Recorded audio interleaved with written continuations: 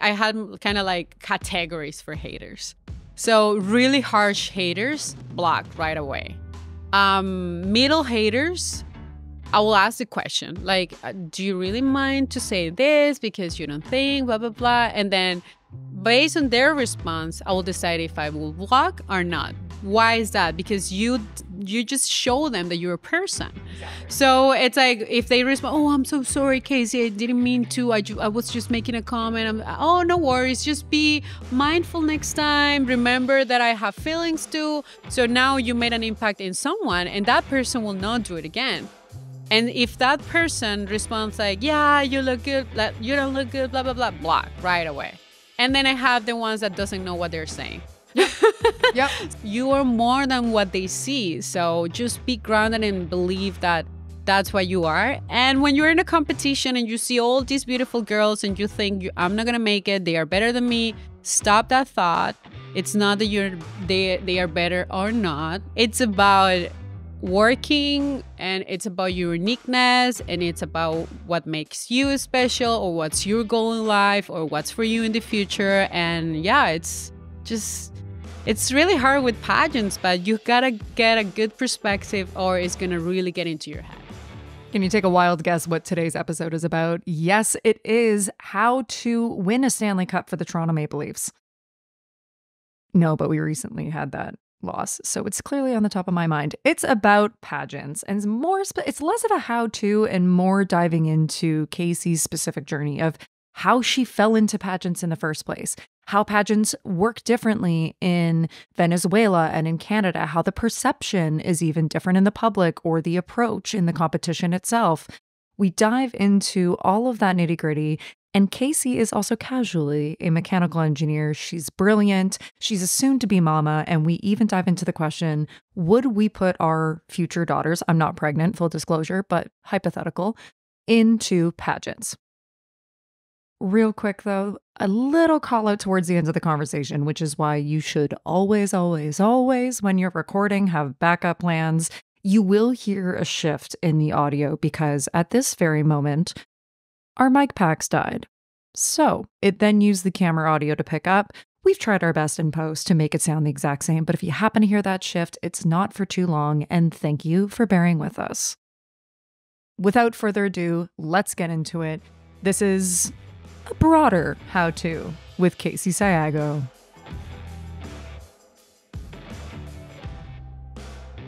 Mi amor. Mi amor. Mi vida. El podcast. La podcast? El podcast. El podcast. So it's in English, and then the only Spanish will be el.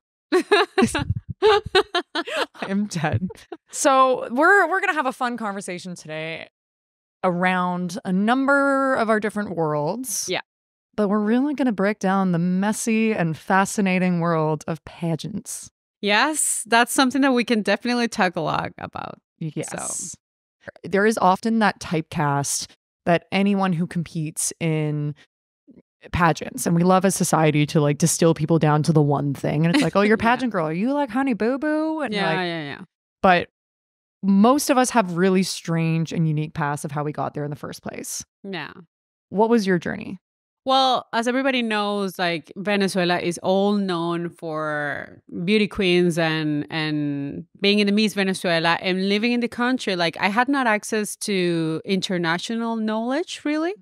So all I knew is I wanted to become a model. And in Venezuela, if you want to be a well-known model, you have to go through the Miss Venezuela. Really? Yeah, because that was everything. You will become, like, even if you just were there, you will become a public figure and all designers will love to work with you. So I was like, okay, I know I have to do this, blah, blah, blah. It's in my future. So as being like super insecure, my mom was like, okay, let's do modeling. I loved it. I felt like so right. It was amazing being me in that world. So I was like, perfect. Wait, you fell into modeling because you were insecure. Yeah, exactly. So it was the only world where I felt like it was good to be me. Because otherwise, Venezuela, Latin American countries, all the girls have to be like, you know, curvy, blah, blah, blah. And I was flat and I was tall and I was, you know, always the tallest girl in the class, so I never felt accepted. I was always bullied, and it's a different world. But then when I step into modeling, it was perfect to be me, like smiling everywhere, like, you know, walking and blah, blah, blah. So that's where I find my confidence. And then I knew that for being a model in the country, I needed to do something in the Miss Venezuela pageant. But I never fell into competing, like competition. I felt it was too much for me, but that was actually the path that brought me to the Miss Venezuela. And what's the entry point? How do people actually compete to become Miss Venezuela? So there are a couple ways to do it. It's the most desired place for girls to be in Venezuela. So you have around over 200 girls trying to get into the pageant. You can do regional pageants, or you can do an in-person casting at we call it La Quinta, Miss Venezuela. It's like a mansion. It's a mansion, Miss Venezuela mansion, where you go, you present yourself, you do the casting, they call out the castings, you go there, and they decide if they are going to call you back or not. So I did it when I was 18. I got kind of like accepted, but I wasn't ready. I felt too immature. I felt like it was so much, and I had a manager, and I was like, no, like I just want to go through my engineering career, and then after that we'll see. So I decided just to, you know, put that on hold, and then I said, you know what, I don't want to do it. I don't want to do anything. And then do it as in the competition? Yeah. Okay. And then I was like, okay, I went through engineering, and then they open up a regional pageant for Miss Venezuela on where I used to live, in the state I used to live. And they said, Keysi, where's Keysi? They asked for me. They like somehow saw my mom in a mall, and they asked, where's your daughter? Like, this is gonna happen. She should be there. And I was finishing my education, like I was doing my internships. And they were like, she has to come for the casting. And then, okay, I'll go for the casting. And then they were like, of course, you have to be part of this.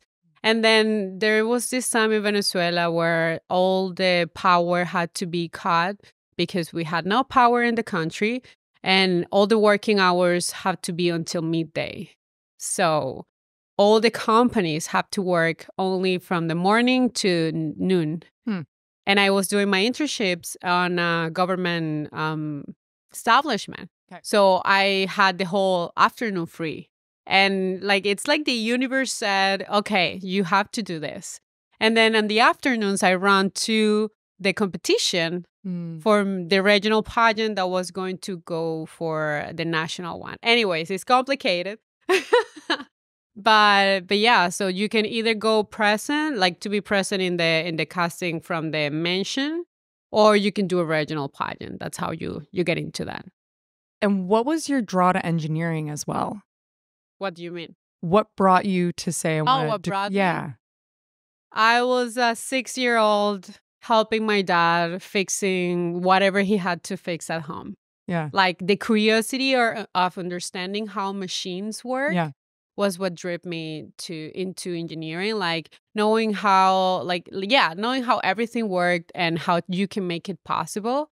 And then while I was going through high school, like I was the best in physics, best in math, and I was like, yeah, I have to do this. And then I started doing research, and I was between industrial engineering and And it was between that one and mechanical. And once I stepped into mechanical, I was like, this is it. This is mine. And context for anyone listening, this is how Keysi and I first hit it off at Miss Universe. Yeah. Finding out each other's an engineer. And we're like, oh my God, you're a nerd like me.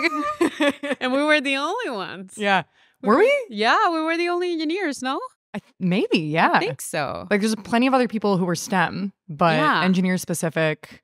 I think it and was graduated us. too. Yeah. I think it was only us. Oh like, and you were industrial and it was mechanical. Like we were even more unique. Exactly. So it was so much fun. Yeah, but meanwhile, it took like a couple days because all of us were hella intimidated by talk about Venezuela being one of the countries at the top of the pageant totem pole. Keysi walks out in rehearsal and is just like, strutting her stuff, and we know, like, oh, she's an engineer, and she's smart, and she's gorgeous, and she's funny, and we're like, oh, go home. And it was in my head like, fuck, these shoes are killing me. Like, let's put a smile on. It's not like my feet are bleeding. You have to be blah blah blah. It was a responsibility, you know. Yeah. And okay, so the crazy world of pageantry, then you go through the system, you win. Fuck yes, that was crazy. That was insane. Yeah, I never wanted to win. I was there. When I got into Miss Venezuela, I did it just because I knew if I wanted a modeling career, I had to like be part of it.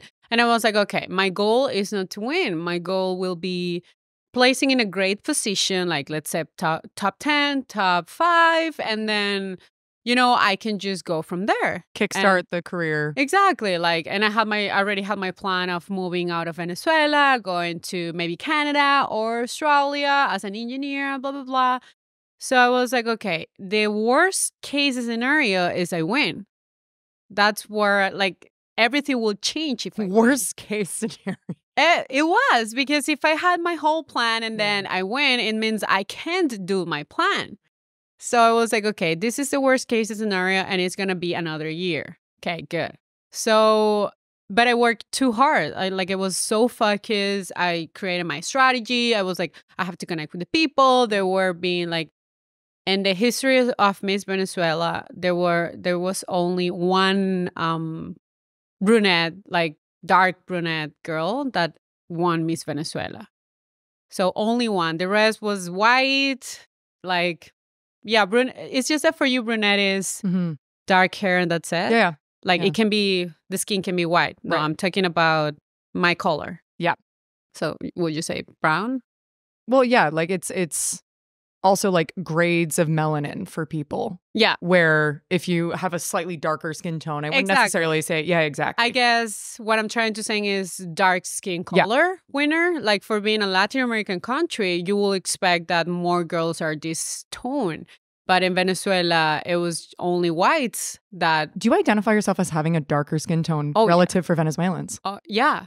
Like if I identify as being darker in the country...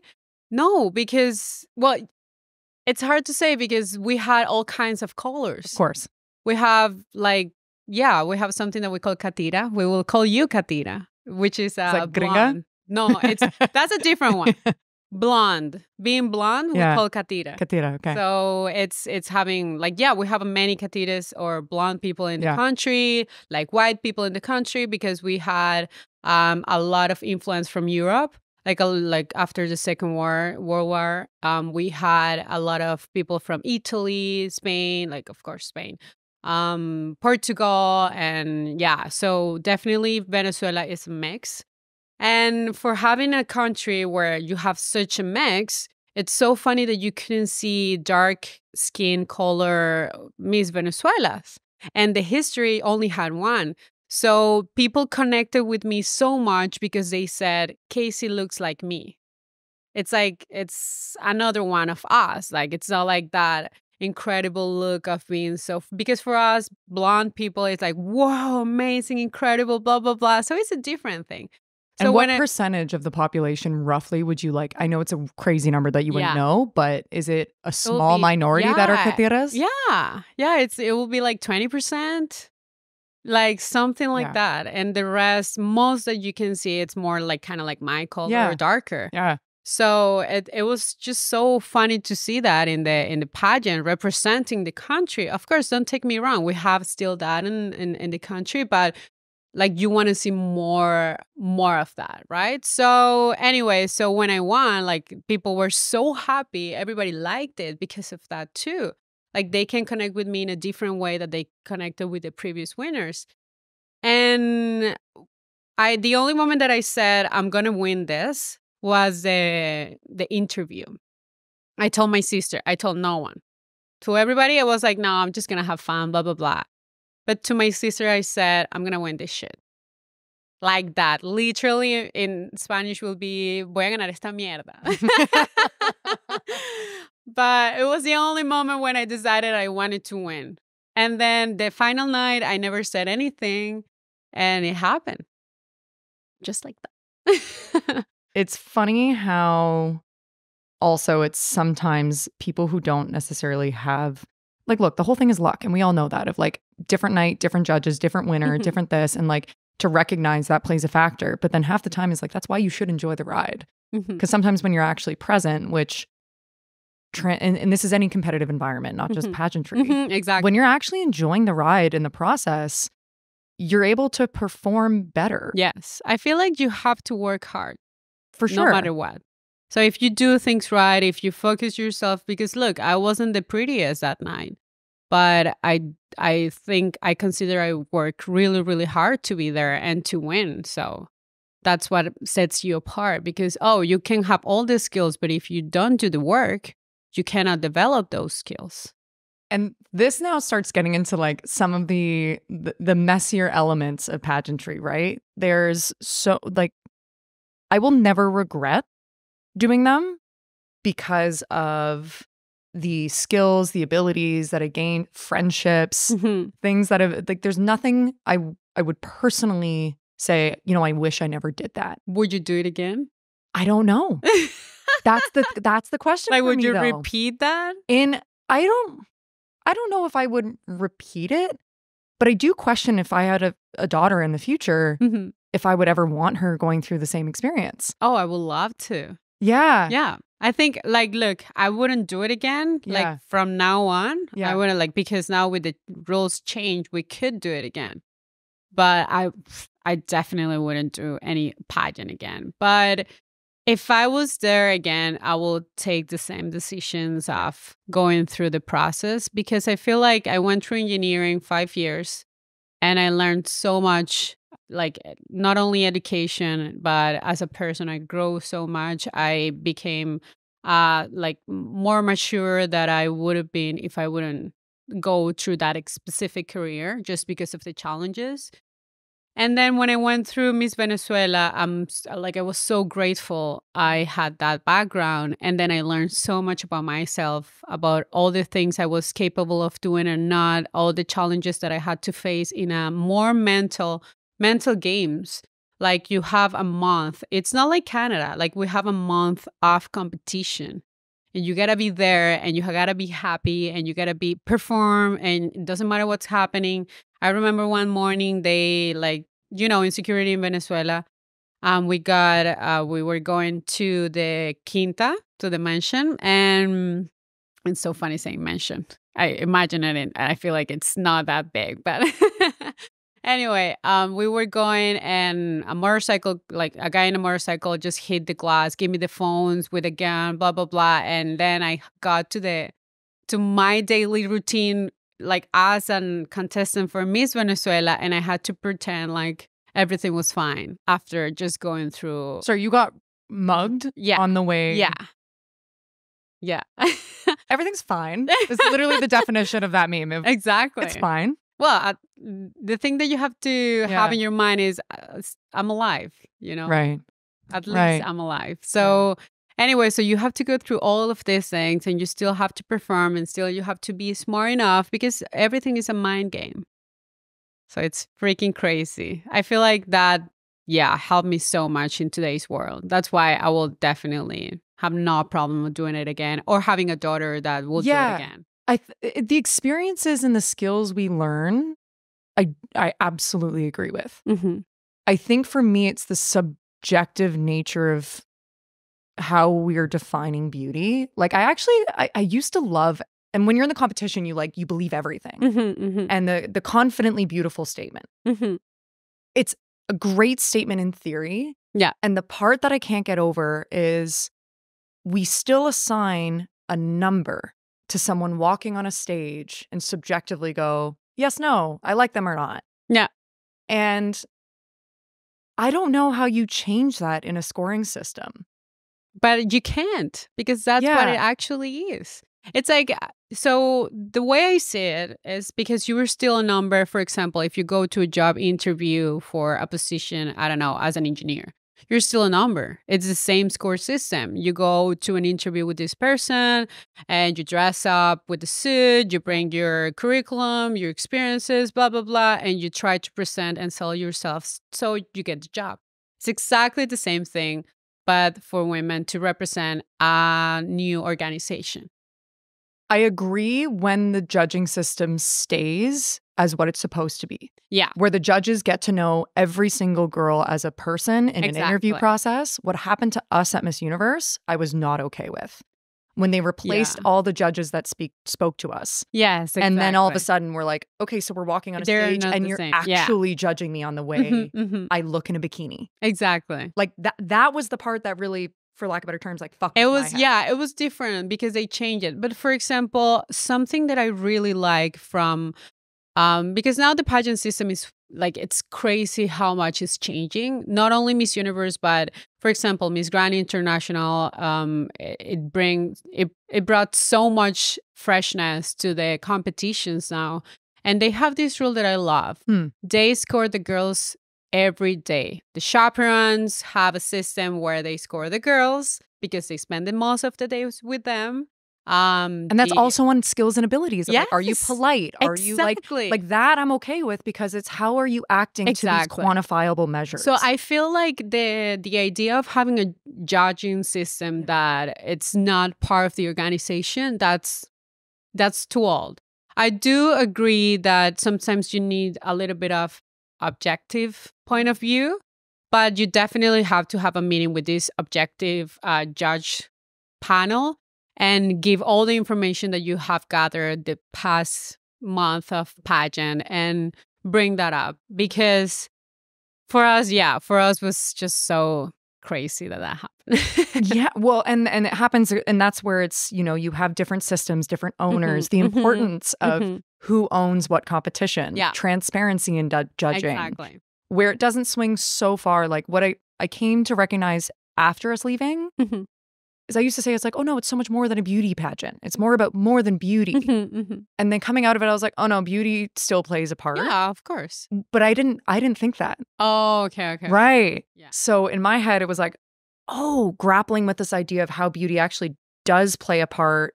Yeah. Beauty's subjective and all the different ways it can be shown. Yeah. As long as you have the right judging system that does not make that purely about the way someone how you look, looks. But if you take a look of how pageantry was before until it's now. Oh my God. Wait, I want to find some of this stuff. Before was, I don't care how you talk. Yeah, exactly. Like even the walking, the runway was so different. Like, dude, they measured skulls. Everything. Circumference of a skull. Well, it was created by a bikini company. Was it really? Yes, Google it. Come on. It was created by a bikini company, and that's how they start the competition. Miss Universe was all about swimwear. Yeah. And then it went, it evolved. It evolved to like golden showers eventually, but evolved because we were the contestants were able to wear more clothes, meaning a gown competition.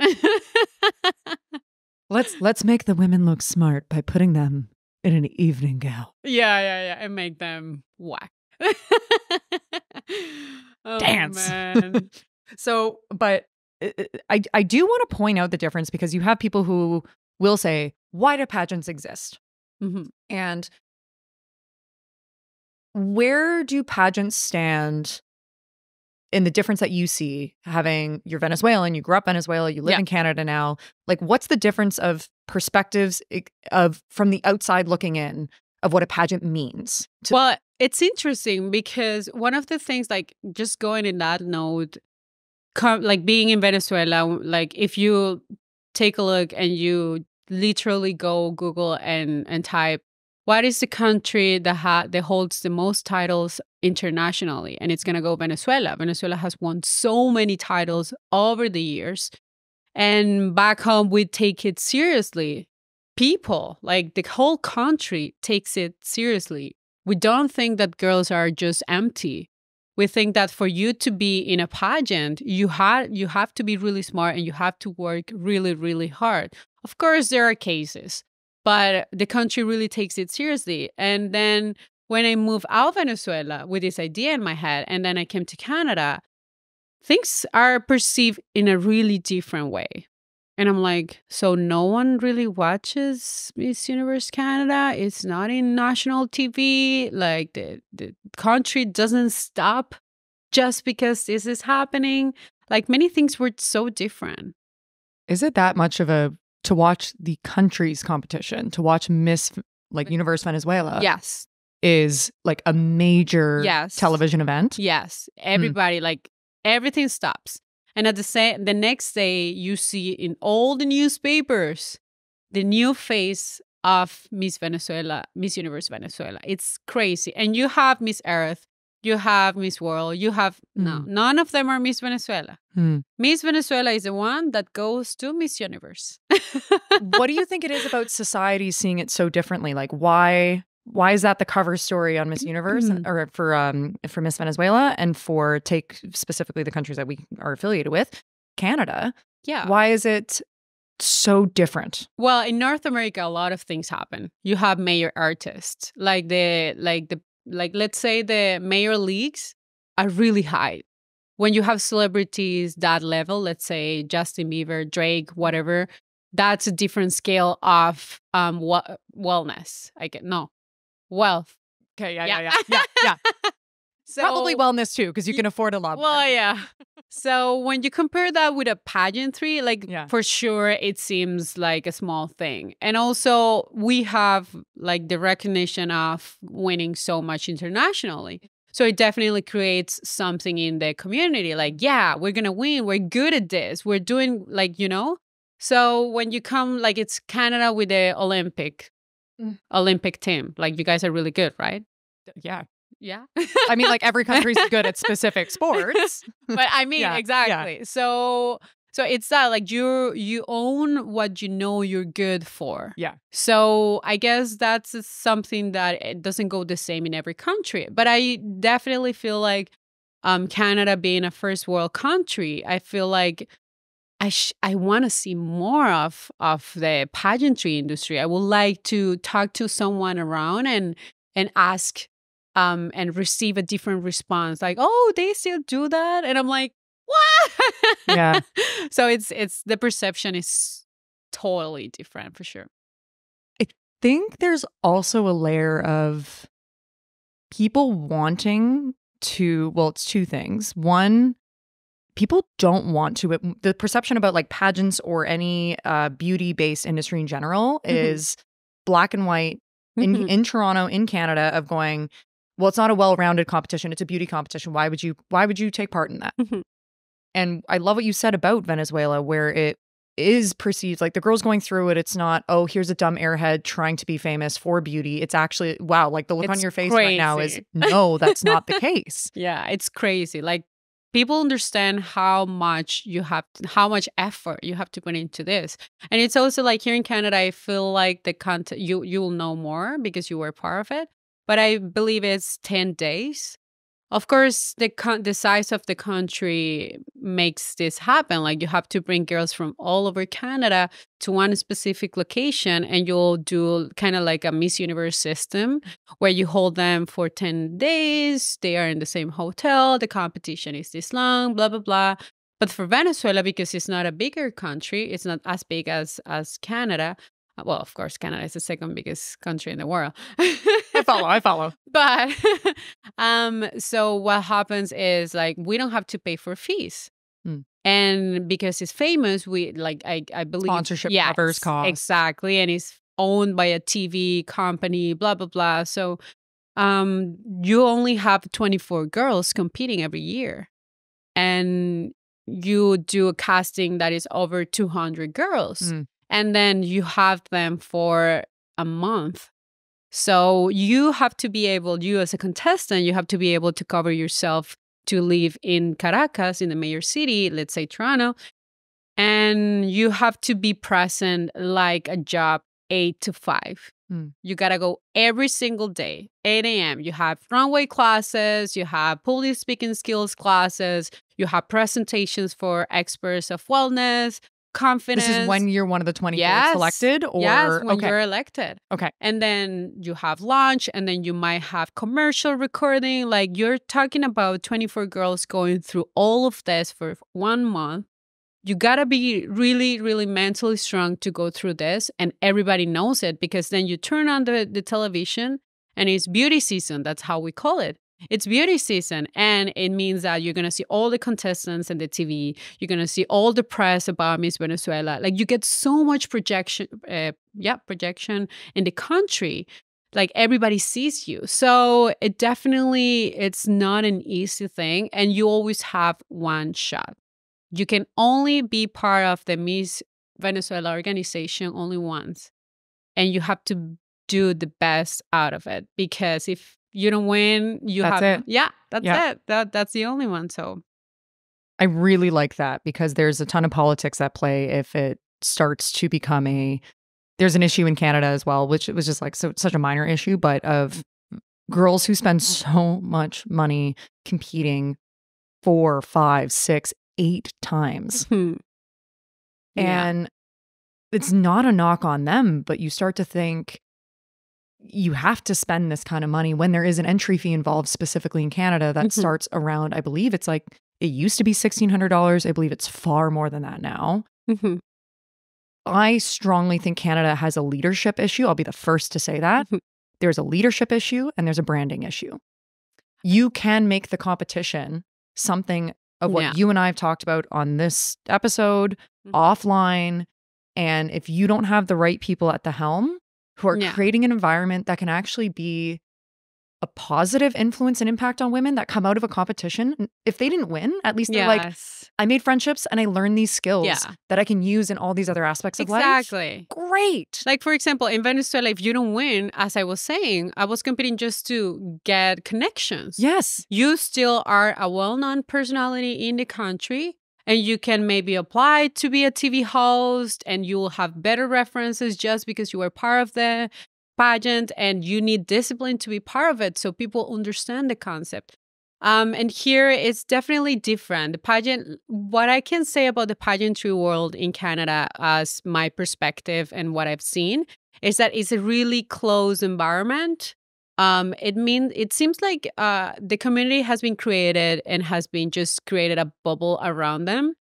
And I just want them to expand, like touch different industries, like connect with the fashion industry, connect with like different other industries that can bring more to the pageant. So, and it's a perspective I have. Of course, I'm not part of any organization. And I feel like those organizations should work together too and make the pageantry world in Canada more present in everybody's house. There's no incentive if it is structured as a money-making franchise machine, that you don't even need the publication. Like, let's say there's no publicity even involved. Let's say you compete.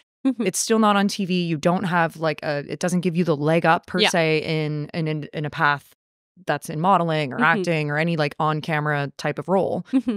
At least you can walk away going, what you described on that experience, going, I learned how to public speak. Yes. I learned how to brand myself. I learned how to walk in a room and feel confident. Yes. And it doesn't matter about any publicity at that point. You can take that and apply it to any skill set and job or life experience. And a girl won't feel resentful going, wow, I spent $3,000 to what did I learn? Exactly. A dance? Yeah, it's different. It's definitely different. Like, of course, it's really hard to create a system that for Canada works, just because it has to be kind of like a Miss Universe system where everybody comes here. But I feel like you can still just do something, at least for the top 5. I mean, and not only for Miss Universe, it can be for any other pageant. Maybe the top 5 will get recognition, and let's do a trip like around Canada for, I don't know, for them to enjoy. It's a prize for you doing so much effort. So when the girls, because this is based on girls' dreams, like some of them dream to be part of the beauty pageant, and they sometimes use going to the beauty pageant as a practice, because they can go so many times. So at least I feel like the experience, definitely there's an opportunity to be elevated. Let's say, like, take the top 5 to do this, like talk to a sponsor, let's do something different. The winner will have all these kind of benefits. I'm not aware of benefits that Miss Universe Canada has. Quite frankly, neither am I. but definitely like something can come out of there. Like as Venezuela, I competed in a really, really hard year where I barely had any prizes. But one thing I had is I had a contract with that company, the company that holds the franchise rights. I signed for 1 year and I was a worker from the company. So I got a paycheck every month. Mm-hmm. I remember being pitched to be part of a TV host, so to be a TV host for one season of this show that comes only in the beauty season. Is 10 episodes. I learned so much and I got paid for that and I got paid for sponsors. The organization didn't have to take any of that. That was kind of like my price. Like they couldn't afford, because of Venezuela's situation, they couldn't afford to give me like a car or whatever at the moment. So they just let me be free and do things. Like they place things toward me. Okay, here's your paycheck every month. And we know it's not much, but at least you have something. Do you need a car, like transportation to come to your classes if you have something? If I had commercials that I have to do as my duties as a Miss Venezuela, they will cover everything. They pitched me to this TV hosting job, and they trained me. Like they had teachers for me, they had all of these things, and they talked to all the designers. The designers I didn't have to pay for dresses. Well, it's a team working with you. Exactly. It's a team working with you. Yeah, you don't have much to offer, but at least you make connections so you can offer something. Yes. Like I had to return all my dresses at the end of the pageant, but at least I had something to wear. For sure. You know? I don't want to dissuade anyone who's looking to compete in a pageant from not doing it, but there are 2 caveats. Yeah. One, ask the questions about leadership, to leadership, know what you're getting into, talk to past winners, because we can make our own versions of what the dream looks like. Yeah. But we should know exactly what you're getting into and then still ask questions after the fact. And 2, something you said there is, I've talked about this with a couple of girls. I did a video years ago after I won. And it was, you don't need a title to make those dreams come true, because you have a ton of women who are passionate about certain philanthropic causes. They're like, well, when I win, I'll do X, Y, Z. Yeah. When I win, I'll do this. Exactly. That's the foundation. And it's exactly like, you don't need the approval of a title to have you starting to do any of those causes. You want to start a charitable organization? Start it. Exactly. It's okay. And I know, I understand why that comes to mind. It's just that because you see Miss Universe or any pageant as a platform. But definitely take that idea with you and make it happen. And like, yeah, as you were saying, if you're listening to this and you're considering doing a pageant, just do it.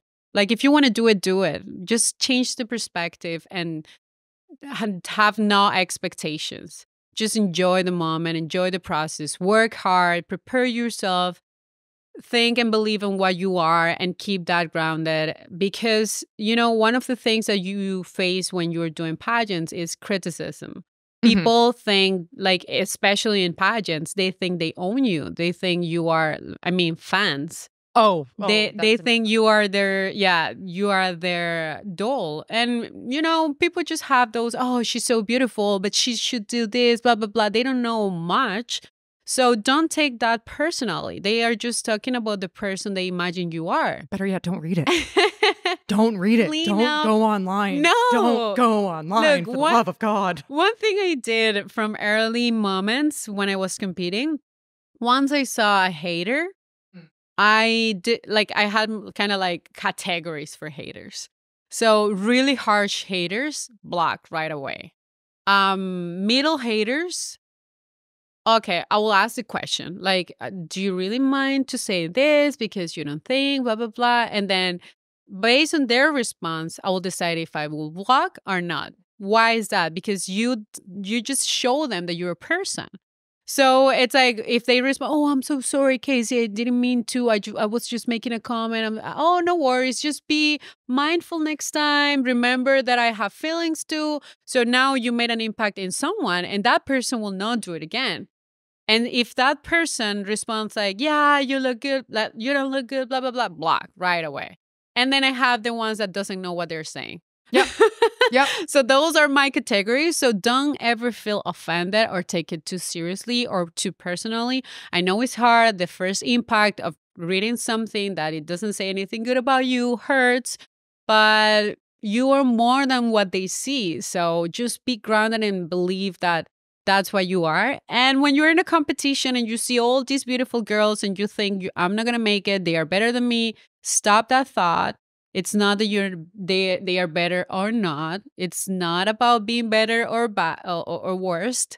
It's about working, and it's about your uniqueness, and it's about what makes you special, or what's your goal in life, or what's for you in the future. And yeah, it's really hard with pageants, but you gotta get a good perspective or it's gonna really get into your head.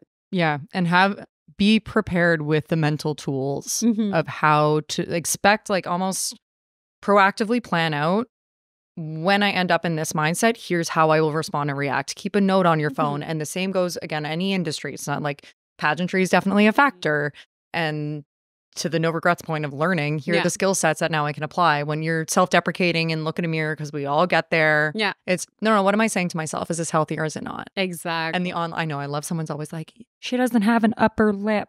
And I'm like, well, I know, but I'm a human. And people are like, I'm so sorry, I didn't mean that. Yeah. I don't mean to not have the lips that you wanted me to have. I'm just so white. Everything blends in. It's fine. Look, I get it. I remember that I had this makeup artist, this person I love, but I couldn't afford paying for proper, but professional. No, he was professional, but he wasn't an expert on darker skin. Oh. So I didn't have money to afford someone else that I knew that will do an amazing job for me. But so he was for free. He was doing this as a favor for me every single morning. And I stopped looking at the mirror after he finished the makeup. And I was like, no, I'm not looking at myself. I don't want to know how I look. I'm just going to get dressed and I'm going to go. So I stopped looking at the mirror. I went there. I started hanging out with the girls. I started feeling good. I was happy to be there, competing, blah, blah, blah. And then when I decided to look at the mirror, I was like, oh, I don't look so bad. I wasn't already in a different mindset.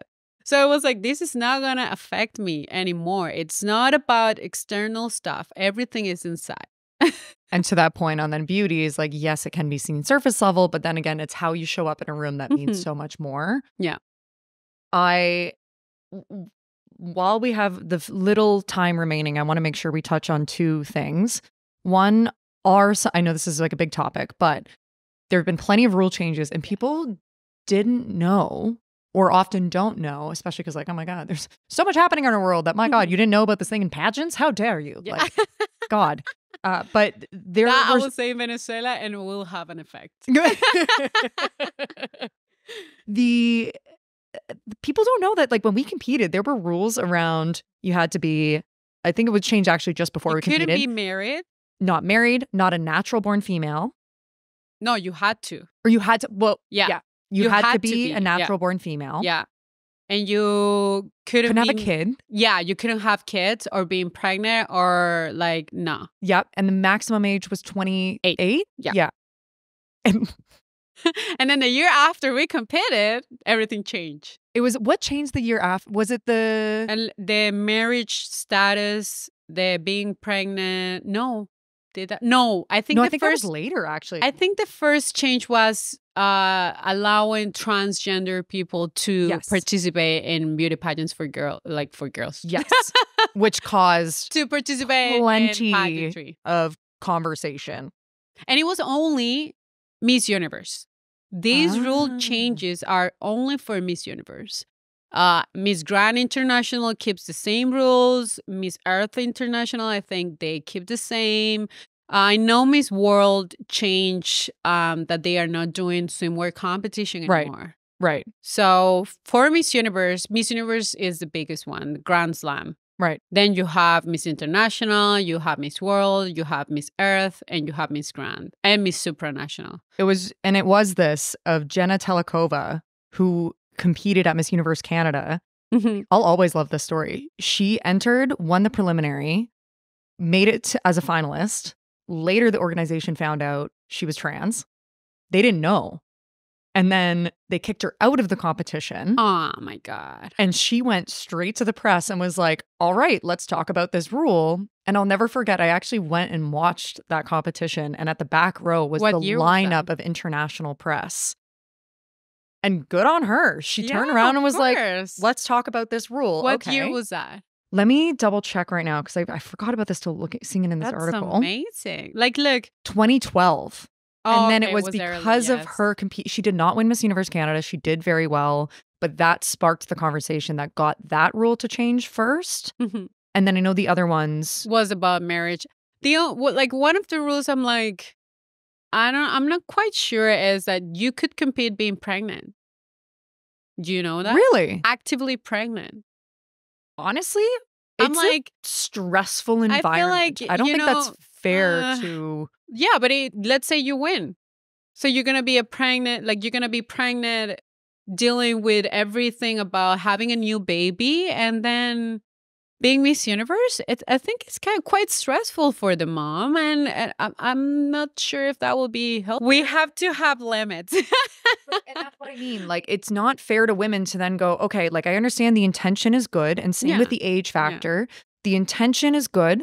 But the result, I think, is going to be talk about online bullies and harassment. Yeah. There's going to be horrendous comments. You got to test it, yes, but you got to just try to go step by step first.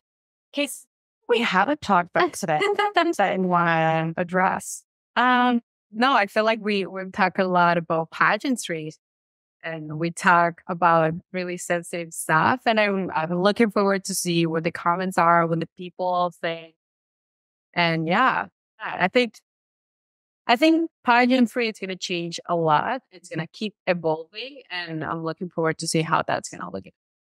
What's next for you? Are you able to share some projects you're working on and So there are some that I can't share yet, but I'm definitely working on I've been an instructor in the pageantry world and done modeling as well, and I love coaching girls and try to, pass this information that I hold coming from Venezuela and try to I just try to make the girls understand what a pageant is really about and try to just bring good confidence on their hands and their heads and make sure that they feel themselves. And if I can bring this to Canada and show them, you have good tricks on your sleeve and just use them and have fun, I'll keep doing it. And where can people find you? So the selling part, they can find me everywhere. Just Google me. No. You can find me in Instagram at Keysi Sayago. That's all. Gracias, mi amor. Love you.